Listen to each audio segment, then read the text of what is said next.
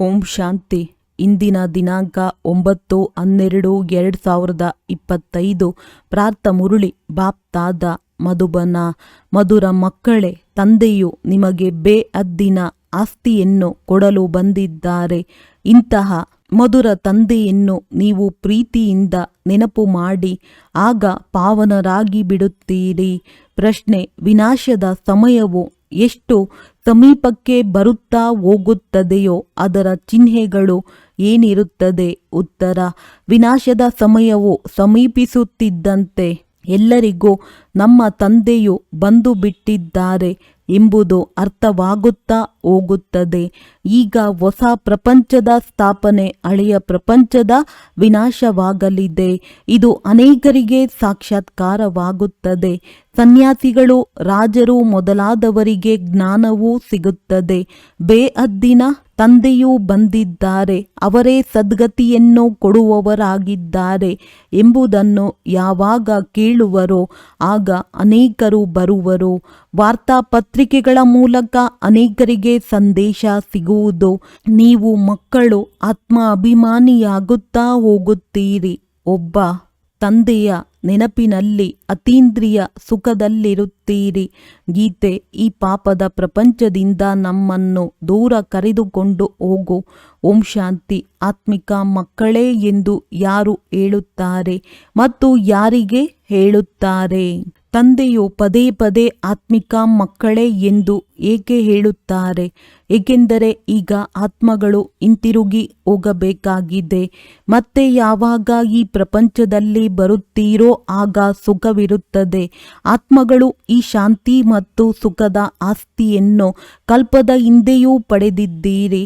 ಈಗ ಮತ್ತೆ ಈ ಆಸ್ತಿಯು ಪುನರಾವರ್ತನೆಯಾಗುತ್ತಿದೆ. ಇದು ಪುನರಾವರ್ತನೆಯಾದಾಗಲೇ ಸೃಷ್ಟಿ ಚಕ್ರವೂ ಸಹ ಪುನಃ ಪುನರಾವರ್ತನೆಯಾಗುತ್ತದೆ. ಎಲ್ಲವೂ ಪುನರಾವರ್ತನೆಯಾಗುತ್ತದೆ. ಎಲ್ಲವೇ ಏನೆಲ್ಲವೂ ಕಳೆಯಿತೋ ಅದು ಪುನರಾವರ್ತನೆಯಾಗುವುದು. ಹಾಗೆ ನೋಡಿದರೆ ನಾಟಕವು ಪುನರಾವರ್ತನೆಯಾಗುತ್ತದೆ.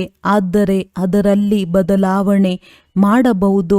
ಯಾವುದೇ ಶಬ್ದಗಳನ್ನು ಮರೆತು ಹೋದರೆ ಅದನ್ನು ಮತ್ತೆ ಸೇರಿಸಬಹುದು.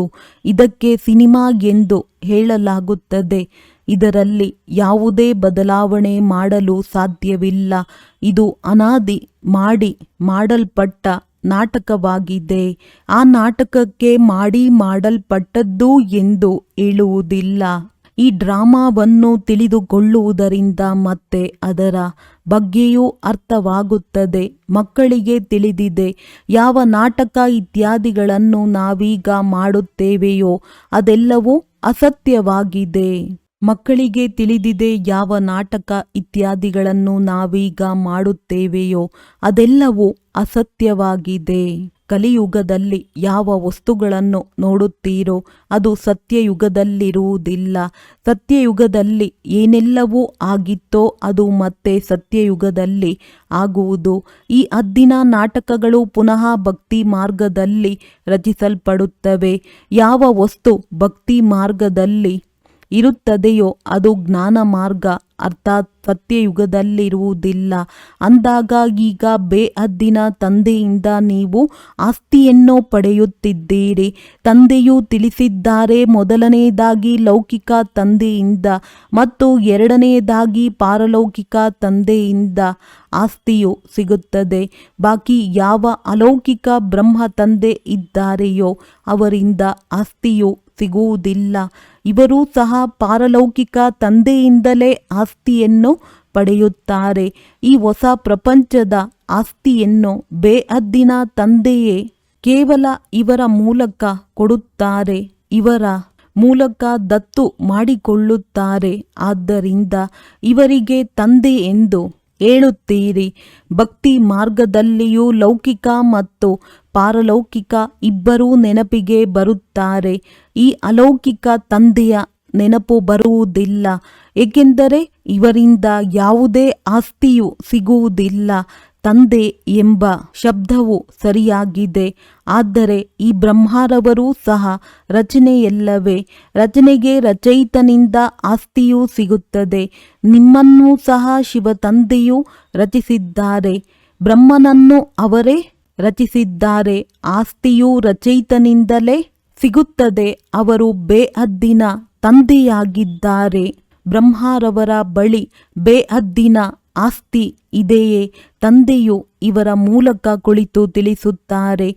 ಇವರಿಗೂ ಆಸ್ತಿಯೂ ಸಿಗುತ್ತದೆ. ಆಸ್ತಿಯನ್ನು ಪಡೆದುಕೊಂಡು ನಿಮಗೆ ಕೊಡುತ್ತಾರೆಂದಲ್ಲ. ನೀವು ಇವರನ್ನು ನೆನಪು ಮಾಡಬೇಡಿ. ಈ ಬೇಹದ್ದಿನ ತಂದೆಯಿಂದ ನಿಮಗೆ ಆಸ್ತಿಯು ಸಿಗುತ್ತದೆ. ಲೌಕಿಕ ತಂದೆಯಿಂದ ಹದ್ದಿನ ಆಸ್ತಿ, ಪಾರಲೌಕಿಕ ತಂದೆಯಿಂದ ಬೇಹದ್ದಿನ ಆಸ್ತಿ ಎರಡು ನಿಗದಿಯಾಗಿ ಬಿಟ್ಟಿದೆ. ಶಿವ ತಂದೆಯಿಂದ ಆಸ್ತಿ ಸಿಗುತ್ತದೆ ಎಂಬುದು ಬುದ್ಧಿಯಲ್ಲಿ ಬರುತ್ತದೆ. ಬಾಕಿ ಬ್ರಹ್ಮ ತಂದೆಯ ಆಸ್ತಿ ಎಂದು ಹೇಳುವುದಿಲ್ಲ. ಬುದ್ಧಿಯಲ್ಲಿ ಆಸ್ತಿಯ ನೆನಪು ಬರುತ್ತದೆ ಎಲ್ಲವೇ. ತಂದೆಯಿಂದ ನಿಮಗೆ ಬೇಹದ್ದಿನ ರಾಜ್ಯ ಭಾಗ್ಯವು ಸಿಗುತ್ತದೆ. ಅವರು ದೊಡ್ಡ ತಂದೆಯಾಗಿದ್ದಾರೆ. ಇವರು ನಿಮಗೆ ತಿಳಿಸುತ್ತಾರೆ, ನನ್ನನ್ನು ನೆನಪು ಮಾಡಬೇಡಿ. ನಿಮಗೆ ಆಸ್ತಿಯು ಸಿಗಲು ನನ್ನ ಬಳಿ ಏನೂ ಇಲ್ಲ. ಯಾರಿಂದ ಆಸ್ತಿಯು ಸಿಗಬೇಕಾಗಿದೆಯೋ ಅವರನ್ನು ನೆನಪು ಮಾಡಿ. ಅವರೇ ಹೇಳುತ್ತಾರೆ, ಮಕ್ಕಳೇ, ನನ್ನೊಬ್ಬನನ್ನೇ ನೆನಪು ಮಾಡಿ. ಲೌಕಿಕ ತಂದೆಯ ಆಸ್ತಿಗಾಗಿ ಎಷ್ಟೊಂದು ಜಗಳವು ನಡೆಯುತ್ತದೆ. ಇಲ್ಲಂತೂ ಯಾವುದೇ ಜಗಳದ ಮಾತಿಲ್ಲ. ತಂದೆಯನ್ನು ನೆನಪು ಮಾಡದಿದ್ದರೆ ಬೇಹದ್ದಿನ ಆಸ್ತಿಯೂ ಸಹ ಸಿಗುವುದಿಲ್ಲ. ತಂದೆಯು ತಿಳಿಸುತ್ತಾರೆ, ತಮ್ಮನ್ನು ಆತ್ಮನೆಂದು ತಿಳಿಯಿರಿ. ನೀವು ತಮ್ಮನ್ನು ಆತ್ಮನೆಂದು ತಿಳಿದು ನನ್ನನ್ನು ನೆನಪು ಮಾಡಿದರೆ ವಿಶ್ವದ ರಾಜ್ಯಭಾಗ್ಯ ಸಿಗುತ್ತದೆ ಎಂದು ಈ ರಥಕ್ಕೂ ಬ್ರಹ್ಮ ಹೇಳುತ್ತಾರೆ. ಇದಕ್ಕೆ ನೆನಪಿನ ಯಾತ್ರೆ ಎಂದು ಹೇಳಲಾಗುತ್ತದೆ. ದೇಹದ ಎಲ್ಲ ಸಂಬಂಧಗಳನ್ನು ಬಿಟ್ಟು ತಮ್ಮನ್ನು ಅಶರೀರಿ ಆತ್ಮನೆಂದು ತಿಳಿಯಬೇಕಾಗಿದೆ. ಇದರಲ್ಲಿಯೇ ಪರಿಶ್ರಮವಿದೆ. ವಿದ್ಯೆಗಾಗಿ ಏನಾದರೂ ಪರಿಶ್ರಮ ಪಡಬೇಕಲ್ಲವೇ? ಈ ನೆನಪಿನ ಯಾತ್ರೆಯಿಂದ ನೀವು ಪತಿತರಿಂದ ಪಾವನರಾಗುತ್ತೀರಿ. ಆ ಯಾತ್ರೆಯನ್ನು ಶರೀರದಿಂದ ಮಾಡುತ್ತಾರೆ. ಇದು ಆತ್ಮದ ಯಾತ್ರೆಯಾಗಿದೆ. ನಿಮ್ಮ ಯಾತ್ರೆಯು ಪರಮಧಾಮಕ್ಕೆ ಹೋಗುವುದಕ್ಕಾಗಿ ಇದೆ. ಪರಮಧಾಮ ಅಥವಾ ಮುಕ್ತಿಧಾಮಕ್ಕೆ ಈ ಪುರುಷಾರ್ಥವಿಲ್ಲದೆ ಯಾರೂ ಹೋಗಲು ಸಾಧ್ಯವಿಲ್ಲ. ಯಾರು ಚೆನ್ನಾಗಿ ನೆನಪು ಮಾಡುವರೋ ಅವರೇ ಹೋಗುತ್ತಾರೆ ಮತ್ತು ಅವರು ಶ್ರೇಷ್ಠ ಪದವಿಯನ್ನು ಅವರೇ ಪಡೆಯುತ್ತಾರೆ. ಎಲ್ಲರೂ ಅವಶ್ಯವಾಗಿ ಹೋಗುತ್ತಾರೆ, ಆದರೆ ಅವರು ಪತಿತರಲ್ಲವೇ? ಆದ್ದರಿಂದ ಕೂಗುತ್ತಾರೆ. ಆತ್ಮವು ನೆನಪು ಮಾಡುತ್ತದೆ. ತಿನ್ನುವುದು, ಕುಡಿಯುವುದು ಎಲ್ಲವನ್ನು ಆತ್ಮವೇ ಮಾಡುತ್ತದೆ ಎಲ್ಲವೇ. ಈ ಸಮಯದಲ್ಲಿ ನೀವು ದೇಹಿ ಅಭಿಮಾನಿಗಳಾಗಬೇಕಾಗಿದೆ. ಇದೇ ಪರಿಶ್ರಮವಿದೆ. ಪರಿಶ್ರಮವಿಲ್ಲದೆ ಏನೂ ಸಿಗುವುದಿಲ್ಲ. ಇದು ಸಹಜವೂ ಆಗಿದೆ. ಆದರೆ ಮಾಯೆಯ ವಿರೋಧವಾಗುತ್ತದೆ. ಯಾರ ಅದೃಷ್ಟವು ಚೆನ್ನಾಗಿರುವುದೋ ಅವರು ಇದರಲ್ಲಿ ಬಹಳ ಬೇಗನೆ ತೊಡಗುತ್ತಾರೆ. ಕೆಲವರು ತಡವಾಗಿಯೂ ಬರುತ್ತಾರೆ.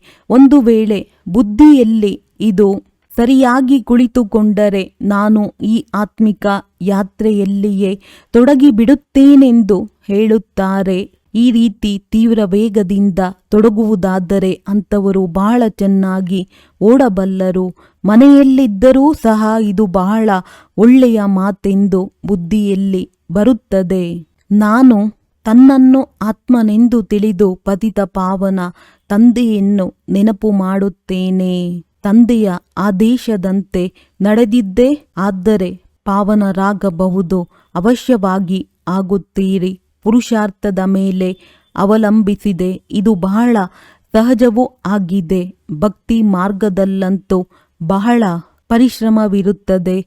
ನಾವೀಗ ಹಿಂತಿರುಗಿ ತಂದೆಯ ಬಳಿ ಹೋಗಬೇಕು. ಮತ್ತೆ ಇಲ್ಲಿ ಬಂದು ವಿಷ್ಣುವಿನ ಮಾಲೆಯಲ್ಲಿ ಪೋಣಿಸಲ್ಪಡಬೇಕೆಂದು ನಿಮ್ಮ ಬುದ್ಧಿಯಲ್ಲಿದೆ. ಮಾಲೆಯು ಬ್ರಹ್ಮನದ್ದೂ ಇದೆ, ವಿಷ್ಣುವಿನದ್ದೂ ಇದೆ, ರುದ್ರ ಮಾಲೆಯೂ ಇದೆ. ಮೊಟ್ಟ ಮೊದಲು ಇವರು ಹೊಸ ಸೃಷ್ಟಿಯವರಲ್ಲವೇ? ಉಳಿದೆಲ್ಲರೂ ಕೊನೆಯಲ್ಲಿ ಬರುತ್ತಾರೆ. ಅಂದರೆ ಕೊನೆಯಲ್ಲಿ ಪೋಣಿಸಲ್ಪಡುತ್ತಾರೆ. ನಿಮ್ಮ ಕುಲ ಯಾವುದೆಂದು ಕೇಳುತ್ತಾರೆ. ಆಗ ವಿಷ್ಣುವಿನ ಕುಲವೆಂದು ಹೇಳಿರಿ. ನಾವು ಮೂಲತಃ ವಿಷ್ಣು ಕುಲದವರಾಗಿದ್ದೆವು. ನಂತರ ಕ್ಷತ್ರಿಯ ಕುಲದವರಾದೆವು. ಮತ್ತೆ ಅದರಿಂದ ಶಾಖೆಗಳು ಮನೆತನ ಹೊರಡುತ್ತವೆ. ಅದು ಹೇಗೆ ಎಂಬುದನ್ನು ಈ ಜ್ಞಾನದಿಂದ ನೀವು ತಿಳಿದುಕೊಳ್ಳುತ್ತೀರಿ. ಮೊಟ್ಟ ಮೊದಲು ರುದ್ರಮಾಲೆಯಾಗುತ್ತದೆ. ಇದು ಉತ್ತಮ ವಂಶಾವಳಿಯಾಗಿದೆ. ತಂದೆಯು ತಿಳಿಸಿದ್ದಾರೆ, ನಿಮ್ಮದ್ದು ಬಹಳ ಶ್ರೇಷ್ಠ ಕುಲವಾಗಿದೆ. ಇದೂ ಸಹ ನಿಮಗೆ ತಿಳಿದಿದೆ. ಇಡೀ ಪ್ರಪಂಚಕ್ಕೆ ಖಂಡಿತ ಸಂದೇಶ ತಲುಪುವುದು ಹೇಗೆ? ಕೆಲವರು ಹೇಳುತ್ತಾರೆ, ಭಗವಂತನು ಎಲ್ಲಿಯೋ ಖಂಡಿತ ಬಂದಿದ್ದಾರೆ, ಆದರೆ ಅರ್ಥವಾಗುತ್ತಿಲ್ಲ. ಕೊನೆಗೊಂದು ದಿನ ಎಲ್ಲರಿಗೆ ಅರ್ಥವಾಗುವುದು. ವಾರ್ತಾ ಪತ್ರಿಕೆಗಳಲ್ಲಿ ಬರುವುದು. ಈಗಿನ್ನು ಬಹಳ ಸ್ವಲ್ಪವೇ ಹಾಕುತ್ತಾರೆ. ಒಂದು ಪತ್ರಿಕೆಯನ್ನು ಎಲ್ಲರೂ ಓದುತ್ತಾರೆಂದಲ್ಲ, ಗ್ರಂಥಾಲಯದಲ್ಲಿ ಓದಬಹುದು. ಕೆಲವರು 2-3 ಪತ್ರಿಕೆಗಳನ್ನು ಓದುತ್ತಾರೆ, ಕೆಲವರು ಓದುವುದೇ ಇಲ್ಲ. ಇದು ಎಲ್ಲರಿಗೂ ಅರ್ಥವಾಗಲೇಬೇಕಾಗಿದೆ. ತಂದೆಯು ಬಂದಿದ್ದಾರೆ. ವಿನಾಶದ ಸಮಯವು ಸಮೀಪವಾದಾಗ ಎಲ್ಲವೂ ಅರ್ಥವಾಗುವುದು. ಹೊಸ ಪ್ರಪಂಚದ ಸ್ಥಾಪನೆ ಹಳೆಯದರ ವಿನಾಶವಾಗುತ್ತದೆ. ಅನೇಕರಿಗೆ ಸಾಕ್ಷಾತ್ಕಾರವೂ ಆಗಬಹುದು. ನೀವು ಸನ್ಯಾಸಿಗಳು, ರಾಜರು ಮೊದಲಾದವರಿಗೆ ಜ್ಞಾನ ಕೊಡಬೇಕಾಗಿದೆ. ಅನೇಕರಿಗೆ ಸಂದೇಶ ಸಿಗಬೇಕಾಗಿದೆ. ಯಾವಾಗ ಬೇಹದ್ದಿನ ತಂದೆಯು ಬಂದಿದ್ದಾರೆ, ಅವರೇ ಸದ್ಗತಿಯನ್ನು ಕೊಡುವವರಾಗಿದ್ದಾರೆ ಎಂಬುದನ್ನು ಕೇಳುವರೋ ಆಗ ಅನೇಕರು ಬರುವರು. ಈಗಿನ್ನು ಅಷ್ಟು ಇಷ್ಟವಾಗುವ ತರಹ ಪತ್ರಿಕೆಗಳಲ್ಲಿ ಹಾಕಿಲ್ಲ. ಕೆಲವರು ಇಂಥವರು ತಯಾರಾಗುತ್ತಾರೆ, ಎಲ್ಲವನ್ನು ಕೇಳಿ ಬರೆಯುತ್ತಾರೆ. ಮಕ್ಕಳಿಗೆ ತಿಳಿದಿದೆ, ನಾವು ಶ್ರೀಮತದಂತೆ ಸತ್ಯಯುಗದ ಸ್ಥಾಪನೆ ಮಾಡುತ್ತಿದ್ದೇವೆ. ನಿಮ್ಮದ್ದು ಇದು ಹೊಸ ಮಿಷನ್ ಆಗಿದೆ. ನೀವು ಈಶ್ವರಿಯ ಮೆಷಿನ್ನ ಈಶ್ವರಿಯ ಸಂಬಂಧಿಯಾಗಿದ್ದೀರಿ. ಹೇಗೆ ಕ್ರಿಶ್ಚಿಯನ್ ಮೆಷಿನ್ನ ಕ್ರಿಶ್ಚಿಯನ್ ಸಂಬಂಧಿಗಳಾಗಿ ಬಿಡುತ್ತಾರೆ, ನೀವು ಈಶ್ವರನ ಸಂಬಂಧಿಯಾಗಿದ್ದೀರಿ. ಆದ್ದರಿಂದ ಅತೀಂದ್ರಿಯ ಸುಖವನ್ನು ಗೋಪಿಕೆಯರಿಂದ ಕೇಳಿ ಎಂಬ ಗಾಯನವಿದೆ. ಅಂದರೆ ಯಾರು ಆತ್ಮ ಅಭಿಮಾನಿಯಾಗಿದ್ದಾರೆ ಅವರಿಂದ ಕೇಳಿ ಎಂದು ಒಬ್ಬ ತಂದೆಯನ್ನು ನೆನಪು ಮಾಡಬೇಕು. ಬೇರೆ ಯಾರೂ ಇಲ್ಲ. ಈ ರಾಜಯೋಗವನ್ನು ಒಬ್ಬ ತಂದೆಯೇ ಕಲಿಸುತ್ತಾರೆ. ಅವರು ಗೀತೆಯ ಭಗವಂತನಾಗಿದ್ದಾರೆ. ಎಲ್ಲರಿಗೆ ತಂದೆಯ ಇದೇ ನಿಮಂತ್ರಣ ಅಥವಾ ಸಂದೇಶವನ್ನು ಕೊಡಬೇಕಾಗಿದೆ. ಉಳಿದೆಲ್ಲವೂ ಜ್ಞಾನ ಶೃಂಗಾರ ಮಾತುಗಳಾಗಿವೆ.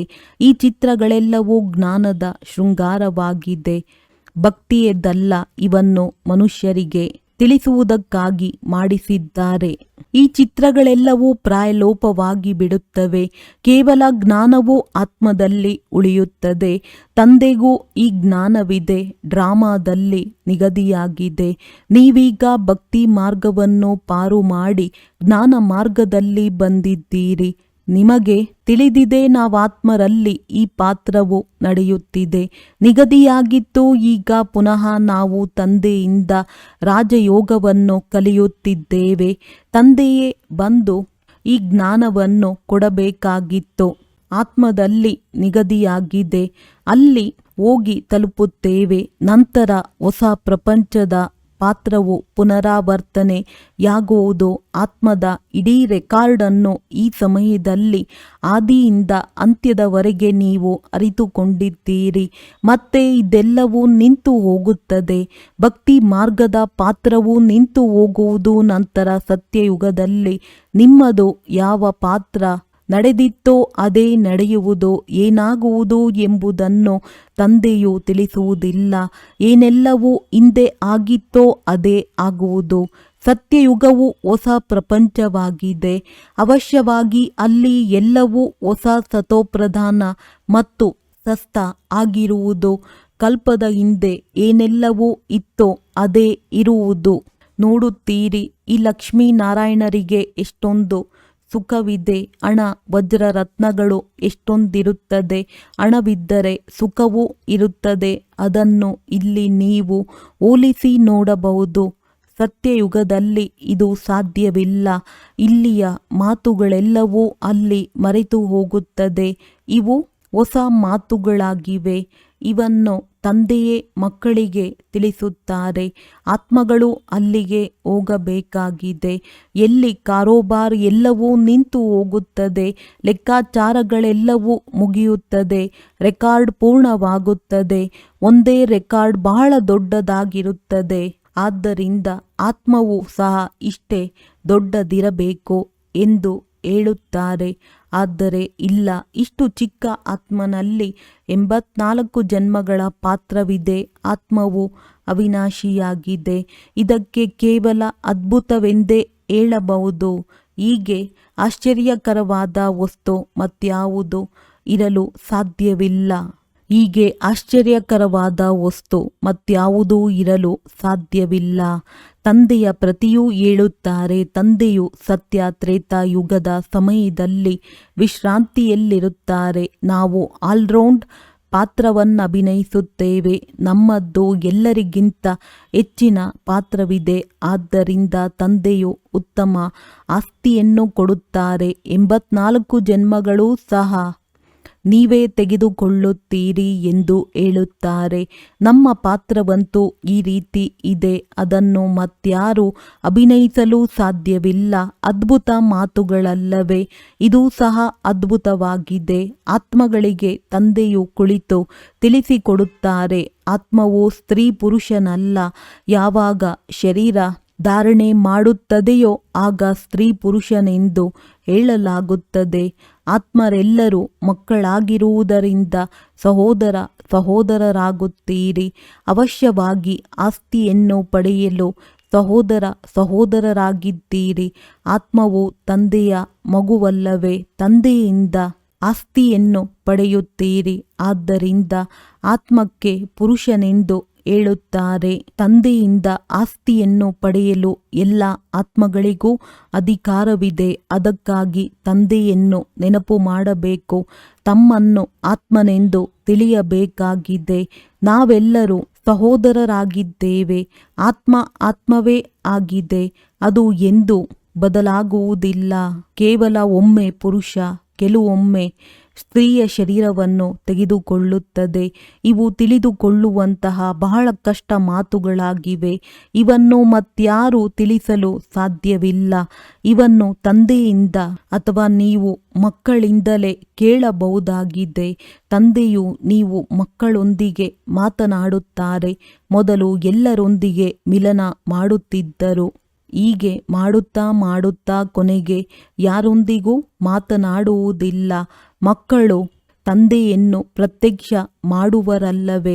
ಮಕ್ಕಳೇ ಓದಿಸಬೇಕಾಗಿದೆ. ನೀವು ಮಕ್ಕಳೇ ಅನೇಕರಿಗೆ ಸರ್ವಿಸ್ ಮಾಡಿ ಕರೆತರುತ್ತೀರಿ. ಇವರು ಅನೇಕರನ್ನು ತಮ್ಮ ಸಮಾನ ಮಾಡಿ ಕರೆತರುತ್ತಾರೆ. ಇವರು ದೊಡ್ಡ ರಾಜನಾಗುತ್ತಾರೆ, ಇವರು ಚಿಕ್ಕ ರಾಜನಾಗುತ್ತಾರೆ ಎಂದು ತಂದೆಯು ತಿಳಿದುಕೊಳ್ಳುತ್ತಾರೆ. ನೀವು ಆತ್ಮಿಕ ಸೇನೆಯೂ ಆಗಿದ್ದೀರಿ. ಎಲ್ಲರನ್ನೂ ರಾವಣನ ಬಂಧನಗಳಿಂದ ಬಿಡಿಸಿ ತಮ್ಮ ಕಡೆ ಕರೆತರುತ್ತೀರಿ. ಯಾರೆಷ್ಟು ಸೇವೆ ಮಾಡುವರೋ ಅಷ್ಟು ಫಲ ಸಿಗುತ್ತದೆ. ಯಾರು ಹೆಚ್ಚು ಭಕ್ತಿ ಮಾಡಿದ್ದಾರೆಯೋ ಅವರೇ ಹೆಚ್ಚು ಬುದ್ಧಿವಂತರಾಗಿ ಬಿಡುತ್ತಾರೆ ಮತ್ತು ಆಸ್ತಿಯನ್ನು ಪಡೆಯುತ್ತಾರೆ. ಇದು ವಿದ್ಯೆಯಾಗಿದೆ. ವಿದ್ಯೆಯನ್ನು ಚೆನ್ನಾಗಿ ಓದದಿದ್ದರೆ ಅನುತ್ತೀರ್ಣರಾಗಿ ಬಿಡುವರು. ಬಹಳ ಸಹಜ ವಿದ್ಯೆಯಾಗಿದೆ. ಇದನ್ನು ತಿಳಿದುಕೊಳ್ಳುವುದು ಮತ್ತು ತಿಳಿಸುವುದು ಸಹಜವಾಗಿದೆ. ಯಾವುದೇ ಕಷ್ಟದ ಮಾತಿಲ್ಲ.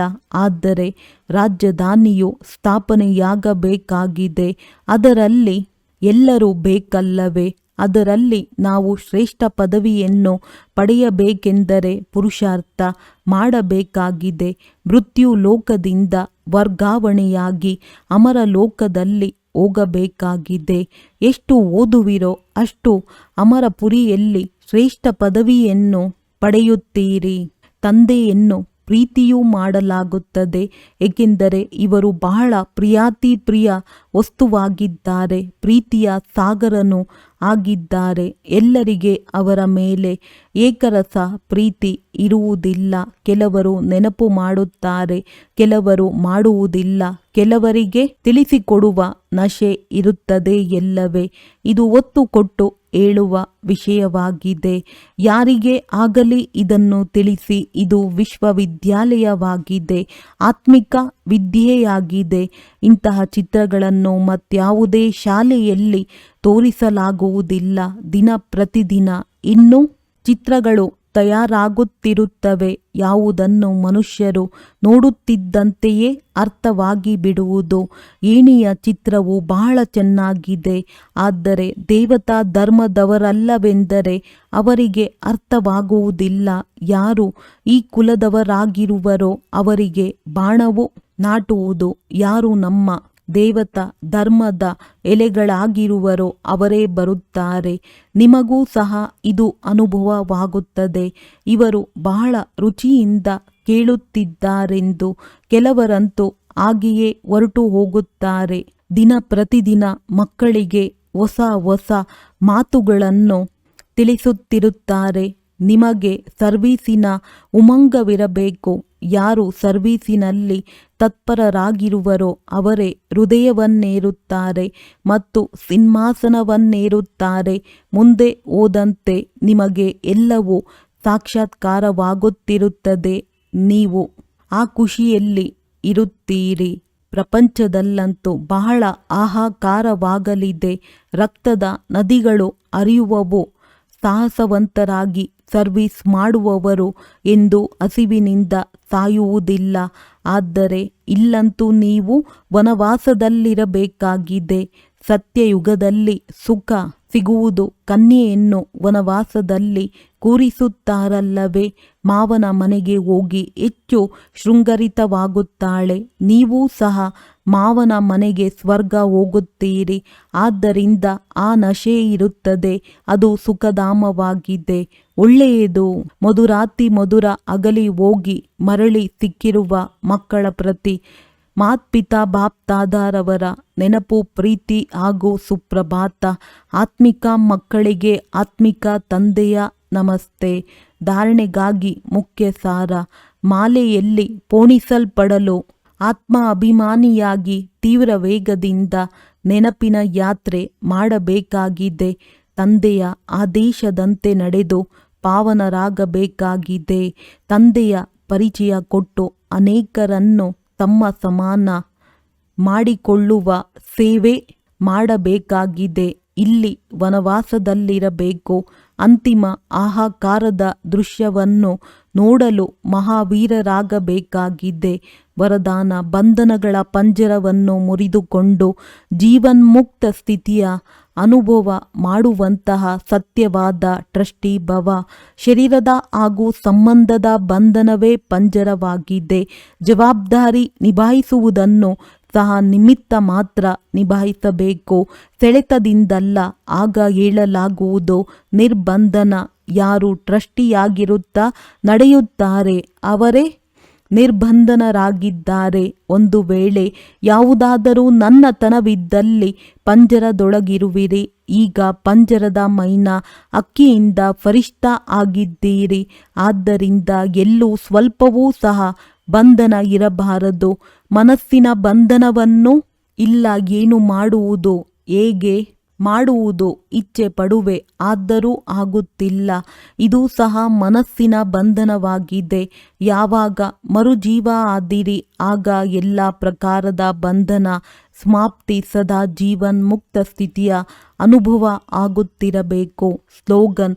ಸಂಕಲ್ಪಗಳ ಉಳಿತಾಯ ಮಾಡಿ. ಆಗ ಸಮಯ, ಮಾತು ಎಲ್ಲವೂ ಸ್ವತಃವಾಗಿ ಉಳಿತಾಯವಾಗುವುದು. ಅವ್ಯಕ್ತ ಸೂಚನೆ. ಈಗ ಸಂಪನ್ನ ಅಥವಾ ಕರ್ಮಾತೀತರಾಗುವುದರಲ್ಲಿ ತತ್ಪರರಾಗಿರಿ. ಕರ್ಮಾತೀತ ಅರ್ಥಾತ್ ಕರ್ಮದ ಯಾವುದೇ ಬಂಧನದ ಸ್ಪರ್ಶದಿಂದ ಭಿನ್ನ. ಇದೇ ರೀತಿ ಅನುಭವ ಹೆಚ್ಚಿಸುತ್ತಾ ಹೋಗಿ. ಯಾವುದೇ ಕಾರ್ಯ ಸ್ಪರ್ಶ ಮಾಡದಿರಲಿ ಮತ್ತು ಮಾಡಿದ ನಂತರ ಏನು ಫಲಿತಾಂಶ ಬರುತ್ತದೆ ಅದರ ಸ್ಪರ್ಶವೂ ಆಗದಿರಲಿ. ಸಂಪೂರ್ಣ ಭಿನ್ನತನದ ಅನುಭವವಾಗುತ್ತಿರಲಿ. ಹೇಗೆ ಬೇರೆಯವರು ಮಾಡಿಸಿದರು ಮತ್ತು ನಾನು ಮಾಡಿದೆ, ನಿಮಿತ್ತರಾಗುವುದರಲ್ಲಿಯೂ ಭಿನ್ನತನದ ಅನುಭವವಾಗಲಿ. ಏನೆಲ್ಲ ನಡೆಯಿತೋ ಅದಕ್ಕೆ ಬಂದು ಬಿಟ್ಟು ಭಿನ್ನರಾಗಿರಿ. ಒಳ್ಳೆಯದು. ಓಂ ಶಾಂತಿ.